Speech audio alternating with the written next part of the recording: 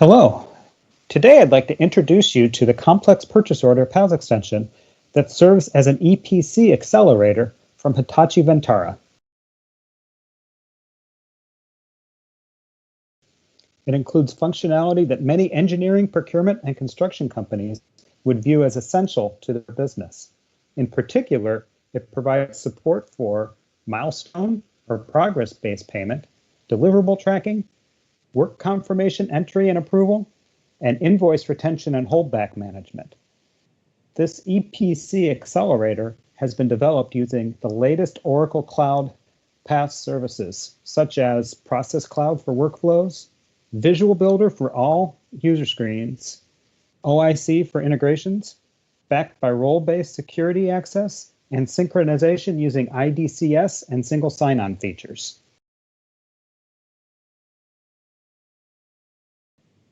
We start this demonstration from the standard purchase order screen in Procurement Cloud.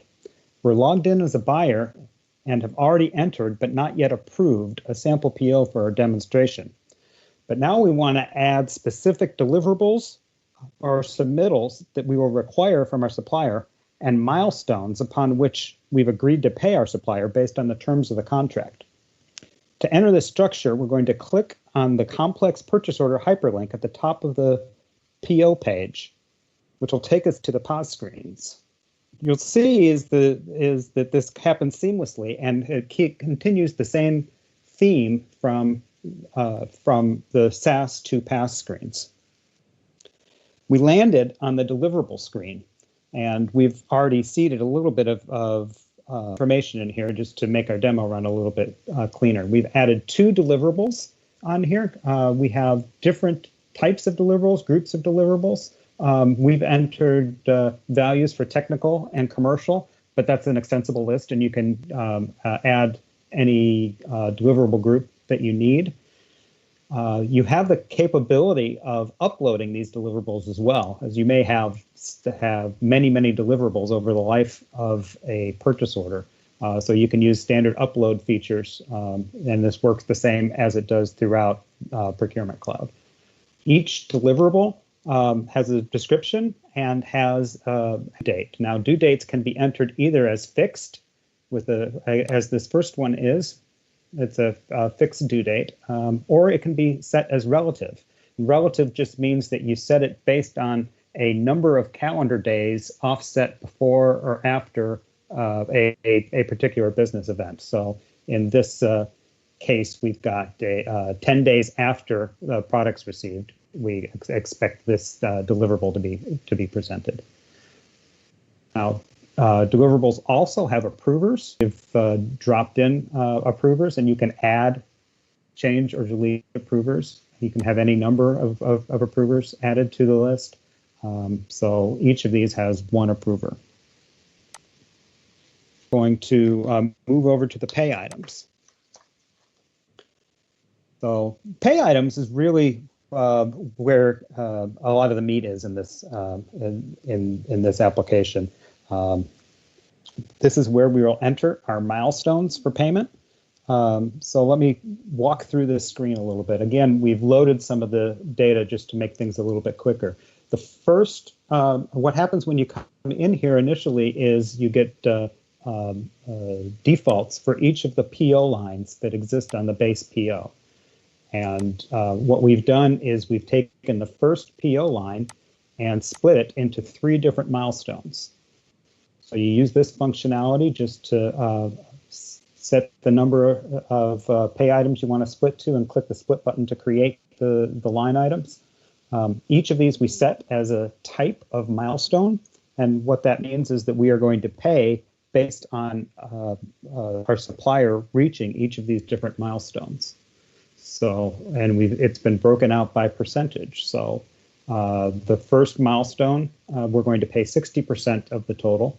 On the second milestone, we'll pay another 30%. And on the last achievement of the last milestone, we'll pay 10%. And you see that the total number for that in the amount column is broken out by those percentages.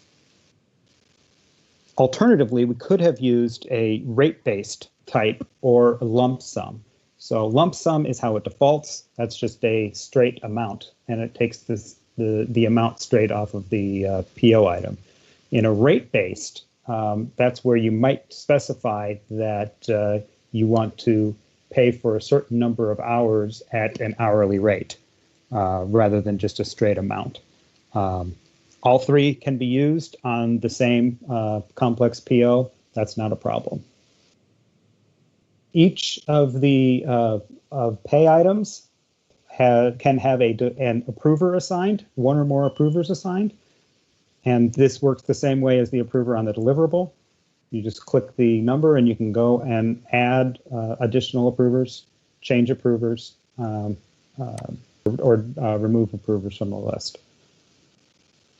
We have tied a deliverable to it, and that's one of the deliverables that we had from the deliverable screen. So you would set the deliverables, and then when you go and set the pay items, you assign certain deliverables to certain pay items, because we don't want to pay on this first milestone unless the deliverables that we expect to receive for this milestone have been received and have been approved. So after pay items are entered, we can go back to the purchase order entry screen and submit this PO for approval. Now, when the PO is approved, you'll see, if we go back to the pause screen, you'll see that the pay items are also approved. Okay, so now we have an approved PO with approved pay items, and we're going to now our supplier is going to report progress against that. So we're going to go and enter a work confirmation. So a work confirmation actualizes a pay item.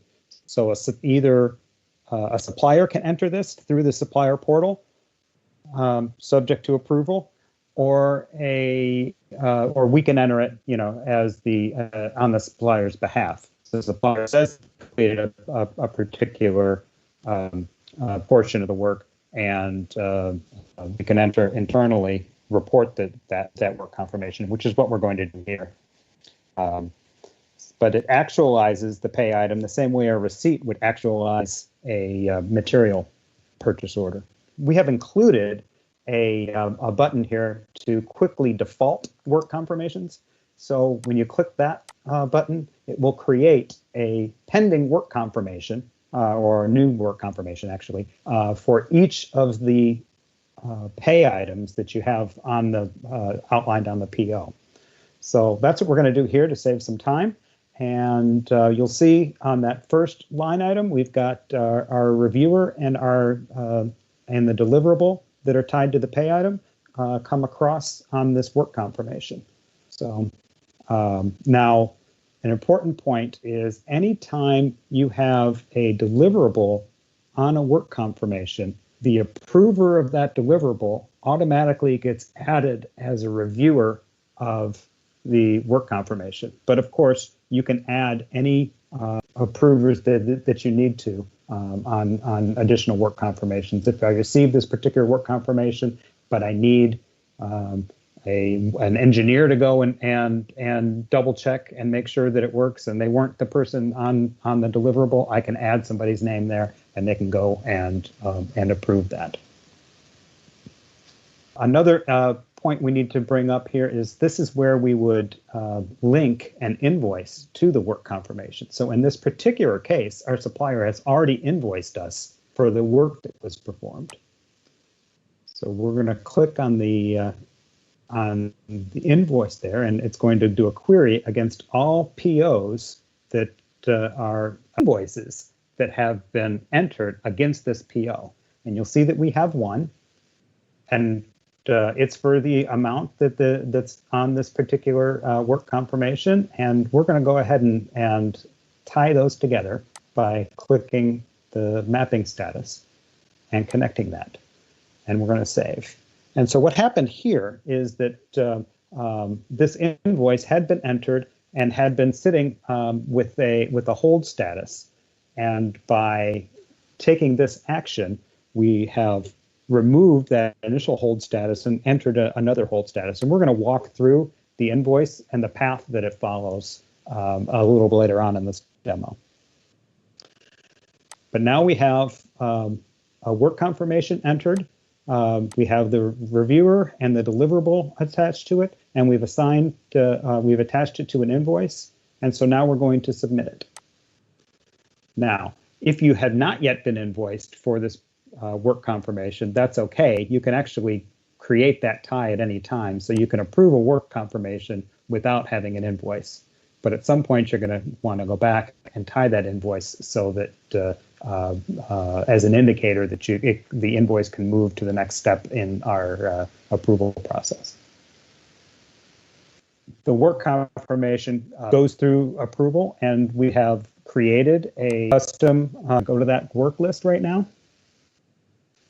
So you see the work list has come up, and this is a list of our notifications. And just if you open the notification, just like any other approval notification, you see the detail necessary, and you can scroll down through there, and the detail that's necessary for someone to read is in there. And if they're okay with it, they can go up and take an action, either approve or reject. So we're going to approve this one. And once a notification is approved, we can go back to the work confirmation, and you'll see that the status is changed to approved. And because this work confirmation was for the entire amount of the pay item, if we go to the pay item, you'll see that that pay item has changed status as well. And the pay item now reads the status completed. So now, with the work confirmation approved and the pay item completed, let's go and look at the invoice, and we can see the path that the particular invoice took. So we come in and look at the invoice on our Manage Invoices screen. And the first thing I want you to notice is the hold value. The number of holds is 0 on this particular invoice, and you can see that hold history down below. So let me just walk you through this. So when the PO was entered and first identified to be for this particular PO, there is a hold placed on it for pending invoice review. And then once the invoice was tied to the work confirmation, that hold was released, and we had a hold for work confirmation in progress. And then once that work confirmation was approved, then the hold that was applied was pending final review. And then when the pay item was completed, that removed the final hold. So now we have 0 holds. We added a rule so that if a work confirmation completes a pay item and the approver is the same, we're not asking the approver to approve twice. So that's why you saw a single approval action move the invoice 2 steps. Okay, so now that this invoice has been released for payment, we should be able to go and pay this. However, this particular invoice actually had a 10% retention held on it. So, so even though all the work has been performed and we've been invoiced for it, we're only going to pay 90% of that, and we're going to hold back the additional 10% until everything has been checked out, and maybe until after the project is over with. Depends on the rules according to your contract. So let's go look at the status of that retention on there, because it's been broken into 2 different installments. And that second installment is on hold with our retention hold. So let's go and look at the retention screen back in the extension. Yes, and you see that there's $60.60 remaining to be released, and you can release any amount of that based on whatever your business rules are. If you feel like you still want to hold back some, you can, but for our purposes here, we're just going to go ahead and release that full amount. You click the release button, and now we have an approval that's on this as well. So we're not going to go back through the whole approval process, but it goes to the same screen, and you can identify that, pull up that notification and approve, just like the other approvals that exist here. So this concludes our quick demonstration of the functionality that's been built into the complex purchase order extension. For a more thorough discussion or a live demonstration, please feel free to contact Hitachi Vantara, and thank you for attending this demonstration.